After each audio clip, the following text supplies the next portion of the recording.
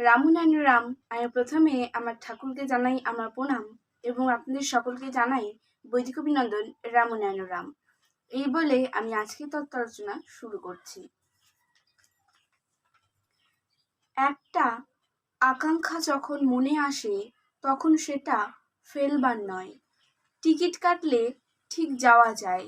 একটা সুন্দর জায়গা যদি থাকে তবে তার চাইতে অনেক সুন্দর জায়গাও আছে। একটা যদি তৃপ্তির জায়গা থাকে তবে অনন্ত মহানন্দের জায়গাও আছে। সেখানে কোন টিকিট দিয়ে যাওয়া যায়?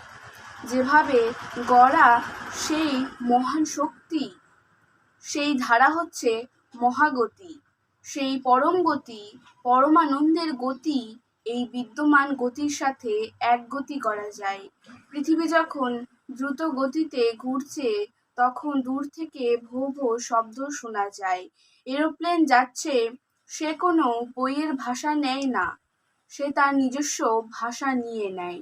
সবাই ও ও ও এই শব্দের মধ্যেই রয়েছে। দূর থেকে তারা যে মেসেজ পাঠাচ্ছে সেটা এত দূরে এসে কি হয়, ও শব্দ হয়ে যায়।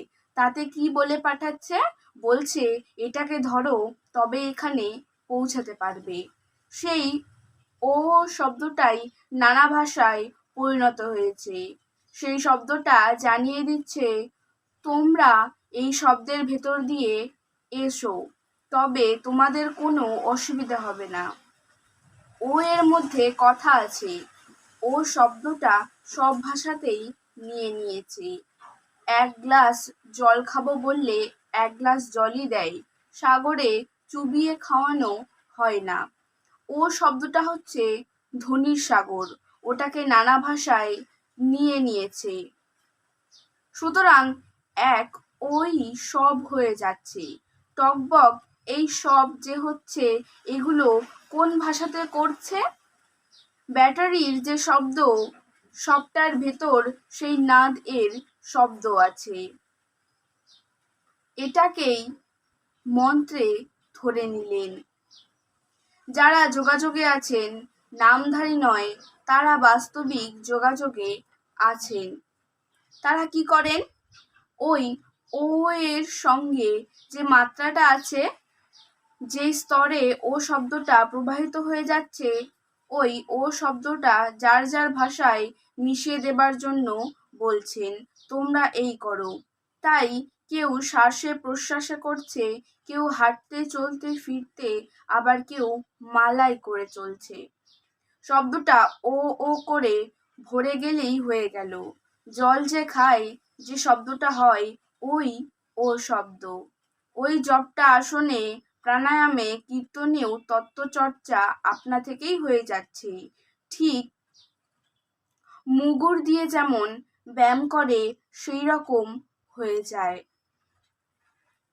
স্প্রিং যে টানে, শেষে স্প্রিংও লাগে না, তার মাত্রাটা নিয়ে নেয়। এই শব্দটাও যন্ত্রের মতো টানছে। হয়ে গেলেই সাঁ করে মিশে যাবে। মিশে গেলেই দেখবে ওই শব্দের ভেতর দিয়ে জানিয়ে দিচ্ছে বসো একটু সুর ভাজো। তুমি উঠে সুর ভাজতে থাকলে দেখছো ও হয়ে যাচ্ছে, ভাজতে ভাজতে আপনভাবে ভরপুর হয়ে যাচ্ছে।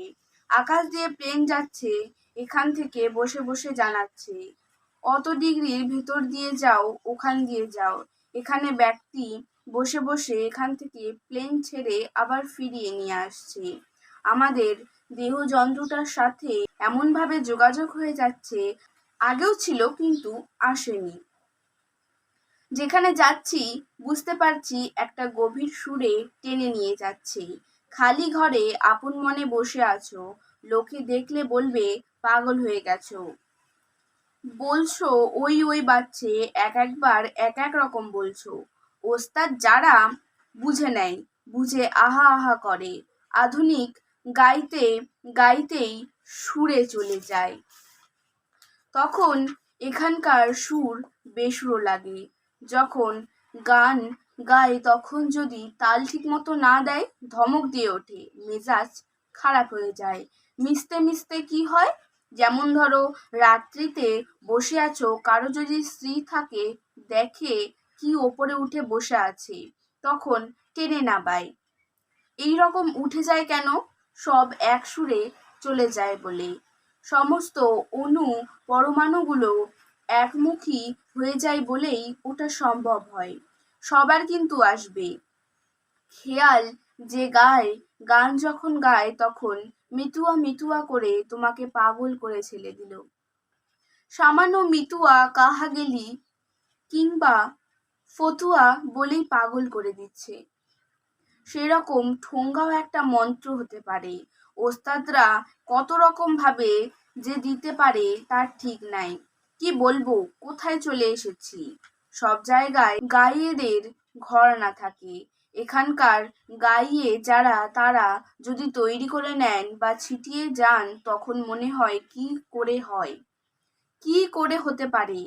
ওরা তো কত জব করে, ওদের কিছু হয় না? ওস্তাদদের ছিটানোতে একটা সাধারণ লোকের বাড়িও লাট সাহেবের বাড়ির মতো হতে পারে। কি করে হবে, হবে কি না, ওসব কথার জবাব ওস্তাদরা দিতেও যায় না। বসে বসে ধাক্কানো দরকার, বসে বসে ধাক্কাতে ধাক্কাতে দেখবে কেমন টন টন করে বেজে উঠছে। ঘড়ি টিকটিক করে, তাই সময় চলে যায়। জব করে আমরা কি করছি? টিকটিক করছি। এতে দিনের পর দিন ক্রমশই মিশে যাবে। হাঁটা পথে চলতে চলতে কত জল পড়ে, পর্বত পড়ে। স্পিডে চলতে থাকলে এর নিয়ম হচ্ছে বন্ধ হয়ে যায়, বাইরে আর থাকে না, মিশে যায়।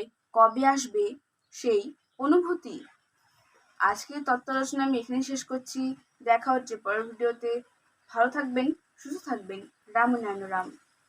প্রতিদিন এরকম নতুন নতুন ভিডিও দেখতে হলে আমার চ্যানেলটিকে সাবস্ক্রাইব করবেন এবং পাশে থাকা বেল আইকনটি প্রেস করবেন।